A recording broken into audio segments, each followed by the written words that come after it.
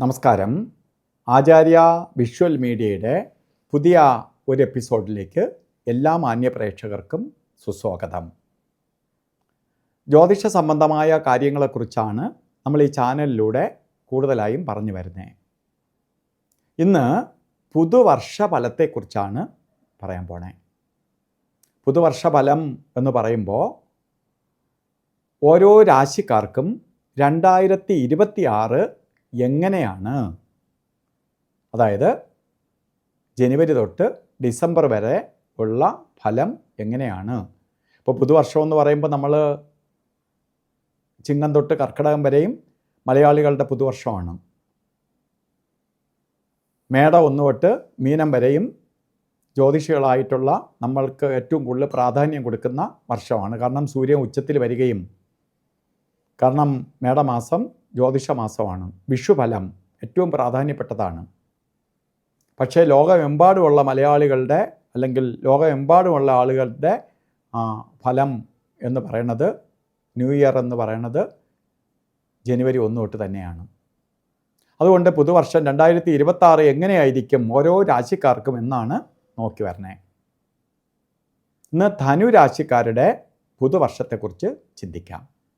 ധനുരാശിയിൽപ്പെടുന്ന നക്ഷത്രക്കാർ മൂലം നക്ഷത്രം, പൂരാടം, ഉത്രാടം നക്ഷത്രത്തിൻ്റെ ആദ്യ കാൽഭാഗം, അങ്ങനെ 2.25 നക്ഷത്രങ്ങൾ അടങ്ങുന്നതാണ് ധനുരാശി.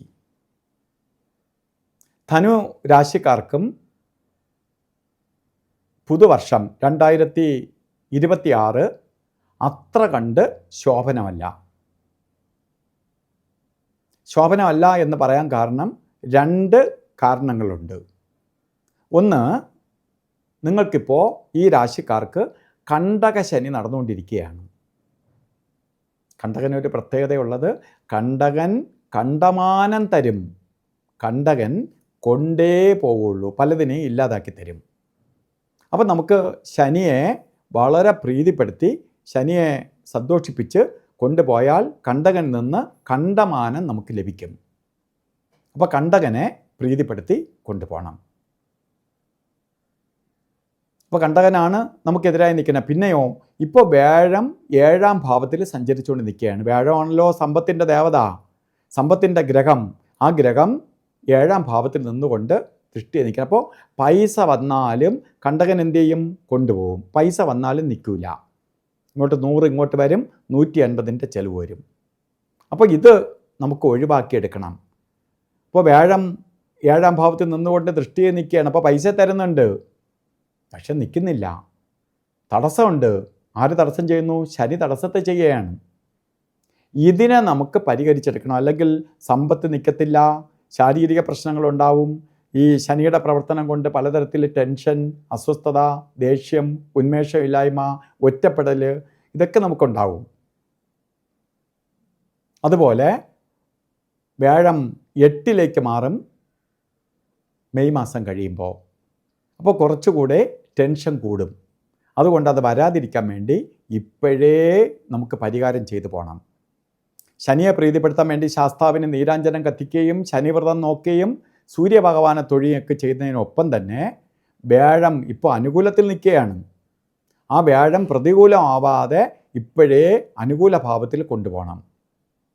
വിഷ്ണുവിന് പാൽപ്പായസവും തുളസിമാലയും അതേപോലെ വിഷ്ണു മന്ത്രം ഏറ്റവും പെട്ടെന്ന് വ്യാഴം പ്രീതിപ്പെടാൻ വേണ്ടി ഹരേ രാമ ഹരേ കൃഷ്ണ മന്ത്രം 16 മഹാമന്ത്രം ജപിച്ചുകൊള്ളുക. അപ്പോൾ നമുക്ക് പെട്ടെന്ന് ഐശ്വര്യപ്രദമായ അവസ്ഥകൾ വന്നു ചേരും. ഈ ദോഷങ്ങളിൽ നിന്ന് മാറും. നമുക്ക് സാമ്പത്തിക നേട്ടം ഉണ്ടാവും. ശനിയുടെ ആ എനർജി നമുക്ക് ഏക്കാതെ ശനിയും ബ്ലോക്ക് ചെയ്യുന്നതോടുകൂടി നമുക്ക് കാര്യങ്ങൾ സ്മൂത്തായി പോകും. അപ്പോൾ ഈ ചാനൽ സബ്സ്ക്രൈബ് ചെയ്തിട്ടില്ലെങ്കിൽ സബ്സ്ക്രൈബ് ചെയ്യുക.